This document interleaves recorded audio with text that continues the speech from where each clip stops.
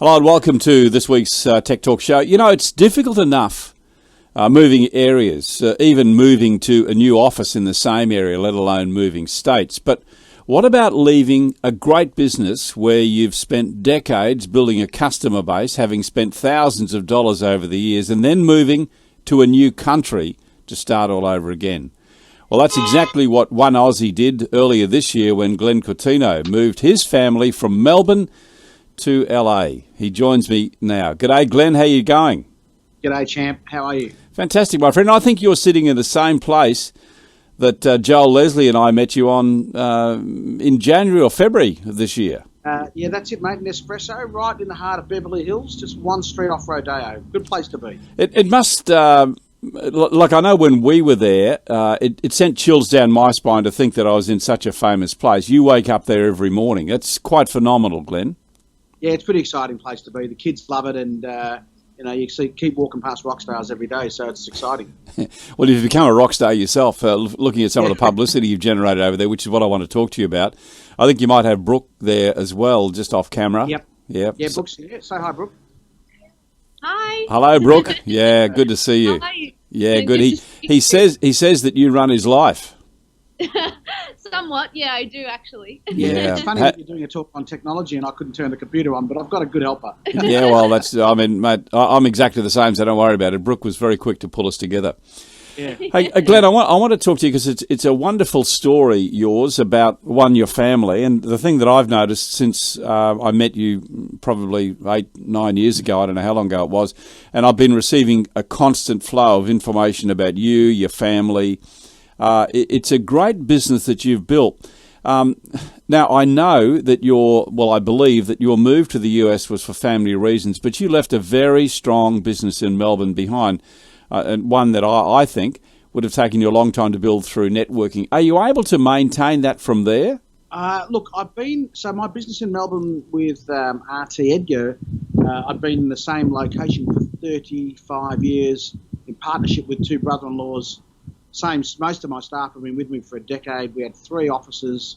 Yeah, it's very hard to walk out of a business where I can list the house in a restaurant, eyes closed, to an area that I don't even know north, south, east and west. So it takes, I know real estate, I just don't know the area here. So it's a big step. But, we came for kids following their dreams, so that was the idea. Yeah, that was a wonderful thing that you've done, and it's actually working out quite well too, I think. We may get a chance to talk about that, but I do want to talk about your journey because that's the most important part for us.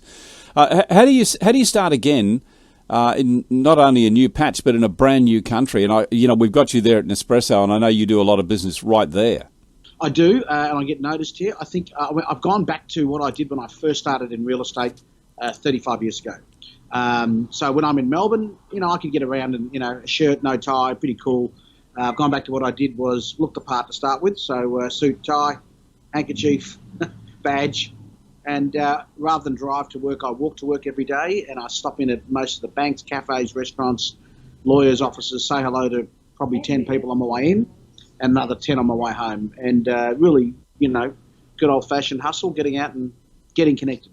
But it's deeper than that, Glenn. I think while you make those contacts, you actually do something with them. Like when you make a contact, you then, actually, let me show you. I've got it here in my studio. We received this deck of cards from you. Yeah, that's me. That's a photograph of Joel, Leslie and I with Glenn, actually right there at Nespresso from memory. Yeah, it is. And then you sent us a deck of cards, which is right here in my studio. And I've got to applaud you for not only the originality of what you do, but your consistency. It's and I think that's the key to it. It is, and it's also about being memorable because you sometimes only meet somebody once in 10 years in their journey in real estate. So I want to make sure that when I meet you that you don't forget me. And so really, every restaurant I've been into here in Beverly Hills, I've written a thank you card, thank you letter. I've got, about 50 people here. I've got their birthdays and wedding anniversaries already just quietly, and I'm just rebuilding a network by just doing what I've done all my life in Melbourne, which has been super nice to people. Yeah, you said right back there that you went back to doing what you did in Melbourne all those decades ago. I'm just curious to know that has technology made it easier for you to do what you did then? Largely, you did it in Melbourne without a lot of technology? In Melbourne, I did it the old-fashioned way with the pen and paper. It's a little bit easier here because I can look up and find people's, I can go on Facebook and find someone's birthday, so I don't have to ask them. I can find their, sporting side or their passions by just stalking them a little bit. So it's a bit easier. So the technology is important as far as social media goes, and I have to master that. I thought I could have my head in the sand and say, oh, well, I'm too old for that. But you know what? I had to master that too. So, we post on Facebook, Twitter, 2 Instagram pages, YouTube, you name it, every single social media site, LinkedIn, every day, 7 days a week. Doesn't take long, 10 minutes. And then we connect with every person via mail, email, and social media now. So it's an addition, and you got to make sure that you don't get caught in it and spend hours on it, but it needs 30 minutes a day. Now, I know Brooke's sitting beside you there, and you mentioned there about, like me, you're a bit of a dummy with technology, and you're talking there about a lot of technology platforms. Yep. Obviously, Brooke would look after that for you. Is that the way it works? She does, but I do my own postings. I post on all my social media myself, but she manages a lot of the stuff for me. So, if you're vintage, I call myself vintage now, 50 plus, then you must... Mate, I've got to tell you, I'm a bit more vintage than you. Then you must have you must have a child. You go to your kids and you say, I want you to help me, and they can help set you up and get your social media right. And that's important that you don't bury your head in the sand, because even we've got customers that are 60, 70 years old here in Beverly Hills that are Instagram fanatics. Yeah. And before you get into their front door in their house, they will search you on social media to see if you're any good. Yeah. So you have to look good on social media to start. Yeah, indeed. Mate, what are your rules? I mean, I know a lot of what you do is done naturally, but what are your rules about building relationships? My rules are very simple. The first rule is that you don't build relationships for money, because you like people. So I don't generally go looking to build relationships with people I don't like. And it's the consistency. I met 6 people at an open house on the weekend. Every one of them got a very nice text before they got in the car, and every one of them got a letter on Monday. Very simple rules, which I've done all my life, just great customer service and follow-up. My other rule is never leave a restaurant without writing a thank you letter. Never use anyone's service cars. We bought a car the other day without writing a thank you letter and sending a little gift. So, that is discipline that you need to stick to. Not negotiable. Has to be a not negotiable. Yeah, I want to ask you a couple of questions about that. I mean, a lot of what you do is done naturally, but they are rules that are just set in concrete for you. What would you recommend, and you've probably given me the answer to this one, but what would you recommend for someone who's starting out new in real estate? Forget about where they're doing it. Doesn't matter where you start in real estate. The first thing they need to do is look like they've been doing it all their life. Brand themselves, image, dress really sharp. Dress like they are already successful. The second thing is they have to love the telephone. So they really need to be on the phone, probably 40 to 50 calls a day, no matter what, and they will stumble over business. They'll miss the hard business. They'll miss the ones that have got connections, but they'll find someone who doesn't know a real estate agent and needs help. And there are lots of things you can do in real estate to avoid doing the real job. You can muck around with photographers and furniture and, sit down and do other things and avoid doing what you need to do, which is pick up the phone. And a lot of agents hide in the open. They do everything but make their phone calls. And the phone calls are the most critical part. And they go all day looking for an excuse to not make them. I do too sometimes. I think, what can I do now that so I don't have to pick the phone up? That's normal. But it's just like, it's like if you want a six-pack, you've got to do sit-ups, right? So, yeah, that's a very good point. So what you said about the norm there, what's the norm in LA? I mean, what does the normal agent do? Do they look like you? Do they follow up like you? And what sort of feedback are you getting? No, and look, I'm not critical of them. That's just the way they run business. But I've not found one real estate agent in Los Angeles with a suit yet. I'm the only one running around like a clown dressed up. So it's very hard to find them, suit, tie, badged up. I've never seen anyone in LA with a badge. And I've met 100 agents. I haven't met one wearing a badge yet. I've just bought a car and we've branded it. It's a little Mini Cooper, branded Harcourts with Harcourts Blue. I'll be the only agent in all of LA with a Harcourts branded car. So, I found out what the norm was here and make sure I'm not doing it. You've just hit a nerve for me, and that is Mini Cooper S. I mean, that's one of my bucket list wishes that I could actually have one. Is it blue? Blue. It's Harcourts Blue. In fact, we bought two. My daughter bought one, and I did a deal with her that I'd throw in a few $1,000s if she lets me brand it, and then I bought one as well. So now we've got two Harcourts Mini Coopers zipping around town in the blue. Looks pretty sharp. Brooke's going to find a photo for you.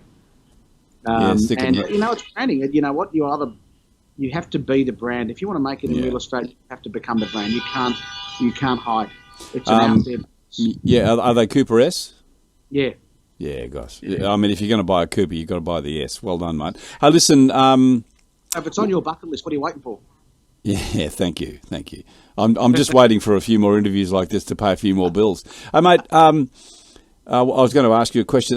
What sort of feedback are you getting from other agents? Are you getting much cooperation? Do they work differently in the States?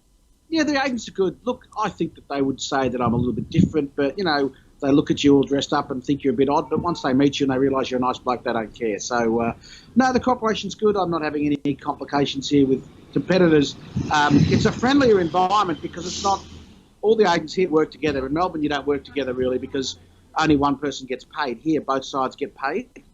So you do work. You have to have a collaboration with your competitors, which is pretty important. That's I'll show you. This is Brooke's car. Can you see that? I'm just going to show you on the phone. Oh, nice. Yes. Hers is not a convertible, only because she didn't want to mess her hair up. Mine's the convertible. I don't have to worry. Yeah, well, you got no hair, so you don't have to worry. Hey, mate, no problems with competitors. But I had 3 competitors come to my open for inspection on the weekend. They all got a thank you text, a thank you email, just like I'd treat anyone else. Yeah, that's what I was going to ask you, whether you treat the agents the same way you treat everyone else, just treat them like a human being. I treat them identical. And if they're really arrogant, mean, unfriendly, I still treat them really well. And turn them around? Turn them around. Yeah. Nothing like a smile to turn an arrogant person around. Indeed. Hey, mate, one quick question before you go. How much do you budget on networking and building your customer base? Look, it's not expensive because I think you can do it for literally less than $1,000 a month. I've got the Harcourts bag behind me, which you see. I make sure every client gets one, and that $500 for 500 of them. That was cheap. And then business cards to every single person I meet. You can spend a fortune and burn money in real estate, right? You don't need to do that. One suit, look sharp, shake hands with everyone, give everyone a business card. You don't need press advertising to do that. You just need to get off your backside and get out and do it. And it doesn't need a lot of money. It needs energy and effort and discipline.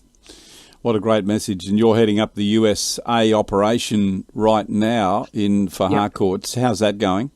Yeah, great. Harcourts are amazing. We've got 40 offices here in the United States already. We've got a massive auction platform. We're the only company that actually has a big auction platform. I think we did 1,200 auctions last year and sold 1,100, which is pretty good. And none of our competitors barely do a single auction here. So that's a big win. And I think Harcourts have got 850 offices worldwide in a dozen countries. So for me, that's an easy sell. Have you done any auctions in LA? We have as a company, and my office has. I haven't, because I haven't got my license for auctioning yet. It's a whole different setup here. I've got my real estate license. And I'm not anxious to get up and do an auction when I don't know north, south, east and west yet. So I just better learn my directions and pronunciations. I don't want to get up and not be able to pronounce the school properly. And, you look a bit odd if you don't know your stuff. So I can sell, I can list and I can sell. But Ben Brady does the auctions here and he knows his stuff. I'll let him do mine for the moment. I don't need the ego or the practice, and he's good at it. I'd like to learn I don't want to get up on stage in front of 1,000 people and not know my stuff inside out. Is that Ben Brady from the famous Brady family and real estate family in the States? No, I think he's an Aussie boy, actually. I don't think he's from the Brady bunch. No, Ben's an Aussie boy, and he's come over here and he actually set up the auction company here with Mike Green, and they are killing it here. They are really killing it. So, they've been here for a long time now, and the auction system's strong, and no one else can do it because we spent 2 years at Harcourts actually setting up the platform. The clearance rate was 92%. It's better than it's been in Melbourne. It's just not on the street. It's in a room. So Mike and Irene Green were the founders of it. Irene is an amazing woman, and they've been great support to me across the Harcourts group. So we're lucky to be in blue, as I say. Just about to release a book with Harcourt support. Just finished writing a book on real estate called The People Lover. And I just signed a contracting deal here with Balboa Publishing, and it's going to go to about 12 or 13 countries. I'm not sure if anyone's going to read it, but my mum will. Yeah. Oh, well, I'll read it too. Okay. You're hearing you talk there about auctions, 92% success rate. Glenn, I'm just going to give you a shot now. There's an old saying that if your success rate's that high, you're just not doing enough auctions. Yeah, that's true. So do more auctions, mate. Yeah, well listed, half sold. Yeah. Hey, Glenn, fantastic talking to you and Brooke. And mate, thank you so much for making the time. Glenn is actually going. Yeah, come in there, Brooke. Real successful. Right behind me. Yeah, good on you. Glenn is going to be my special guest all this week on Real Estate Uncut too. So don't miss that. It's actually we're midway through the week now. But he's with me all week. Hey, Glenn, fantastic talking to you and Brooke. Thank you. Have a great day. Have a cup of coffee for me because I speak to you. It's lunchtime there. So We'll catch you and look forward to talking to you this week on RE Uncut. Okay, buddy. Thanks very much. Thank Anytime. you so much. See you. Bye.